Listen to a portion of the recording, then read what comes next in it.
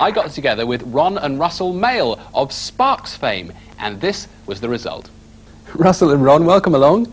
Nice to have you back in the Music Box studios. Thanks. Now, have we ever been here? You were here last year, weren't you? With, we were here last with JB year. Cool, who's now departed to other waters. Yeah, I know you didn't look like Julie Brown. No, she's you lovely. don't have any dreadlocks. I don't. I've been working on them, but haven't succeeded in those yet. Now, a lot of people, including myself, remember you for those big hits in the 70s. This Town Ain't Big Enough for the Both of Us, and Amateur Hour, and Looks, Looks, Looks, some of my favourites. So the big question is, what happened to you after that?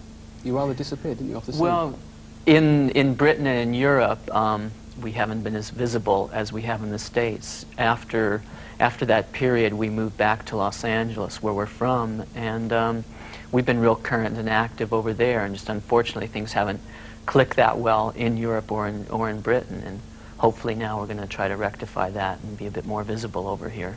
So we've been touring a lot over there. We do have a band right now, and we've been real current there, and with the release of the new record, Music That You Can Dance To, we're just hopefully going to come over to Britain and to Europe and tour at the beginning of the year. And wear bright jumpers to be more visible in Britain. Actually, on the subject of clothes and images, you both have very different stage personas, don't you? How did they develop? Well, it's really nothing that we calculated at all. It's more just the way both of us are. He's kind of just a, boring drip, and I'm more outgoing and stuff. You agree with that, would you, Ron? Yeah. That's a good description. But how did you, you've got a rather eccentric style, as everyone knows. How did that come to be? I had tried at one point to be more of the typical rock person, and it didn't work with me, so I decided to become a drip, and the rest is history. It paid off, didn't it? Well, for some reason, people tend to remember a person who in a certain way is a failure as a rock personality more than it surprised me more than anybody else, because I never sat down one day with a sketch pad and figured out what I was going to be. This is the way I am. I'm kind of stuck with it. Right. And so are you. Russell, you're a bit of a filmmaker on the quiet, aren't you? Well, tell us about that, Russell.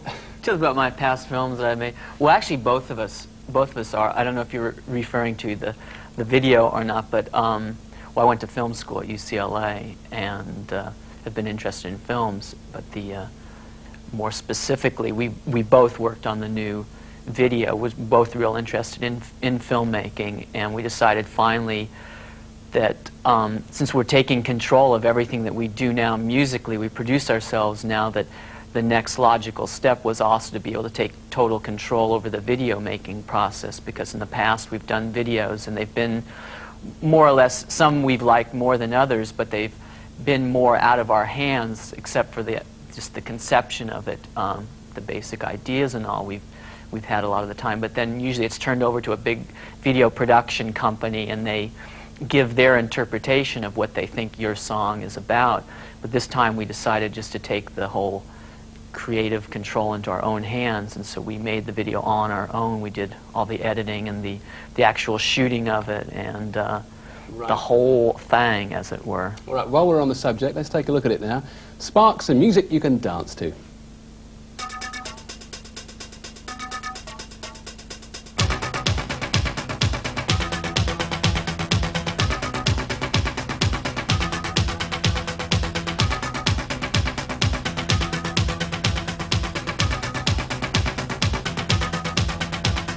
Music that you can dance to, that and that alone is enough for me. Stark, naked, modern music, hotter than your mama will ever be.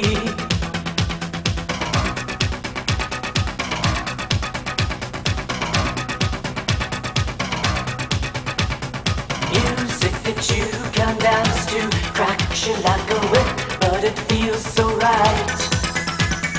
Outside the world is colder every single night. It's another fight. So what's it gonna be? A symphony tonight. Perhaps a little jazz.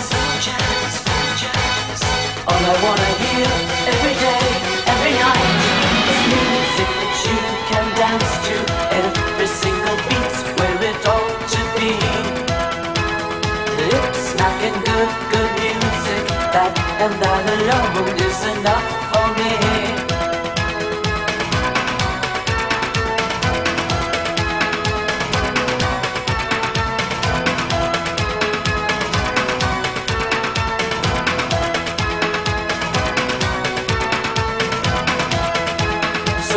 Gonna be a symphony tonight, perhaps a little jazz. I gotta move to the beat, to the beat. Tonight, tonight, tonight, tonight, tonight, tonight, tonight, tonight, tonight, tonight, tonight, tonight, tonight, tonight, tonight. Get up, dear, get up and try. Get up, dear, get up and fly. Get up, hon, you're the one. Get up, hon, well, son of a gun. Shake it, dear, don't be shy. Shake it, dear, right my eye. Shut up, dear, don't be weird. Get up, dear, the boys are here. Music that you can dance to. Get yourself in tune for the real McCoy. No heavy message, baby, just the perfect blending of sex and noise.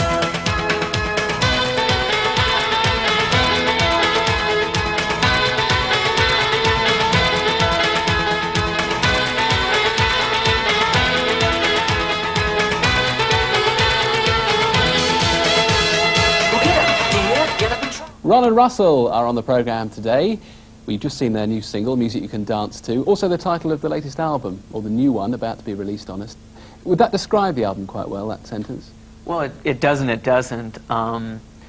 Probably half the songs are real danceable type songs, but a few of them are danceable only if you have, you know, 6 left legs or something like that. So a few slowies on there as well, yeah? Yes, slower, just more unusual. There's nothing like a real ballad, but there's ones that are sort of a different tempo from just straight dance music, yeah. What about the romantic side of your music? I mean, is there a romantic side? Keep your hands off of me. Yeah, there's a romantic side, isn't there? I don't know. I think it's more really romantic, not sort of the schmaltzy kind of, I mean, like Paul Anka kind of romantic, but it's romance in sort of a non-saccharine kind of way, I think, real relationships between people, because people a lot of the time, they think of our image as being maybe a bit eccentric, and they don't think that it's dealing with sort of real things, and we really think that by and large, and I emphasize by and large, we're dealing with real situations. They tend to think that it has to be something about Martians or something just because we're writing about it, but that isn't the case, at least from our point of view. Let's talk a moment about the two of you. I mean, you're both brothers. You have a very close working relationship. Do you see much of each other? That's what you think. Oh, perhaps I shouldn't have said that. But we're in this room together right now, but... I was going to say, do you spend much time out of work together? As soon as this interview's over, we split. We're in separate hotels, and... Really? No, just lying.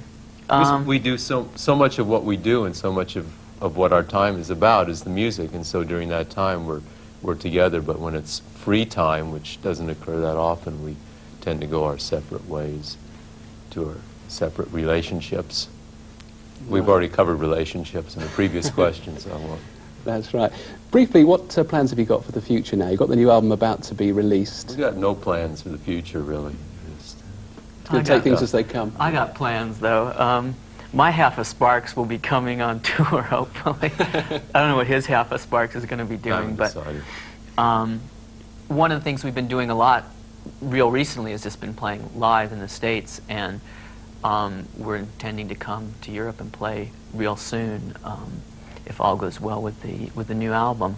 It's been a long time since we've played here, and we really think it's important to establish Sparks as a real live touring entity again, because when you just release records every so often and no one can sort of see the workings behind it, I think the credibility sometimes suffers. So we're really intending to come over here and get our hands and feet dirty playing again. And I imagine you must miss that feedback from the audience after a while. well, we really do, especially in England, because it's been ages since we played here. And the last shows we played here were great. The last show, in fact, that we played was in Croydon many moons ago. And Famous place.